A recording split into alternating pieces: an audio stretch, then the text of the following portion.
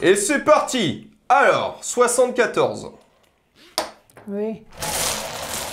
Un comme... tiens, dis-moi un jeu que tu aimes. Plus belle la vie. Aujourd'hui, moi, j'ai la sensation d'être un peu dans un monde qui est difficile. On est tous d'accord pour ça. Et je crois que le cinéma peut... Enfin, j'y crois vraiment, et je crois déjà il le fait, mais peut vraiment changer et soigner le monde dans lequel on est. Et j'ai l'impression aujourd'hui de plus voir des films qui mettent le doigt sur des problématiques plutôt qui proposent des solutions. Par exemple, prenons le sujet des personnes âgées. Au lieu de faire un film sur à quel point c'est difficile dans les EHPAD, faire un film sur je vais réfléchir pendant 2 ans à ce qui serait idéal en fait, pour les personnes âgées. Et on va faire une proposition de projet qui est viable et qui derrière va pouvoir influencer les personnes qui, elles, ont les compétences pour le mettre en place dans la vie réelle. Est-ce que ça, c'est des films aujourd'hui qui existent ? Parce que moi, c'est des films que j'aimerais voir. Ce projet est tellement profond que ça ne peut pas être une seule histoire. C'est quand même un projet qui me semble être totalement dédié à une série. Il faut au moins ça pour aborder la plénitude du projet qui intéresse d'un seul coup 2 générations et toutes celles qui précèdent.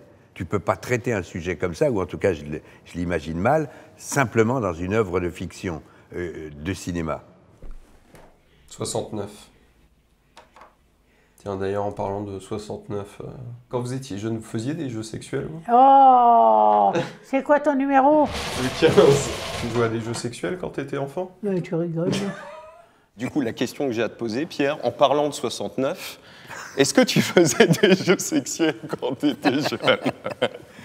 Écoute, peut-être j'en ai fait un peu plus que ta grand-mère, qui nie en avoir jamais fait dans le film. Yes. Mais elle a une formule géniale. Elle dit « c'est tabou Ouais. ».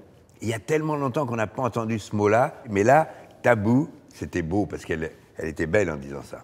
Moi, je dis souvent cette phrase, j'aime bien me dire qu'on est tous des héros et des héroïnes de cinéma, quoi. C'est-à-dire que quand tu filmes une personne bien et que tu lui donnes le rôle qui lui va, n'importe qui, je crois, peut être extraordinaire s'il est dirigé et filmé avec amour. Est-ce que aujourd'hui, des personnes âgées comme ma grand-mère, etc. et tout, peuvent devenir acteurs ou actrices ? Est-ce que c'est toi qui avais écrit tout son dialogue ? Une partie, oui. Mais par exemple, quand vous évoquez la vie et que le premier mot qui lui vient, c'est épreuve. Non, ça vient d'elle. Ouais. Tu trouves que la vie, c'est un jeu, Non, toi ? la vie, c'est pas un jeu. Pour certains, c'est une épreuve, pour d'autres, c'est la joie, pour d'autres, c'est autre chose, mais c'est pas un jeu. Oh, quel enfer. Tu te rends compte ce que cette femme, ta grand-mère, t'a donné à toi, cinéaste. C'est-à-dire que tu lui parles avec l'espèce de jovialité gourmande qui semble être la tienne. En plus, tu es un grand gaillard, donc tu pètes de vie, et tu lui parles de la vie comme d'une aventure joyeuse.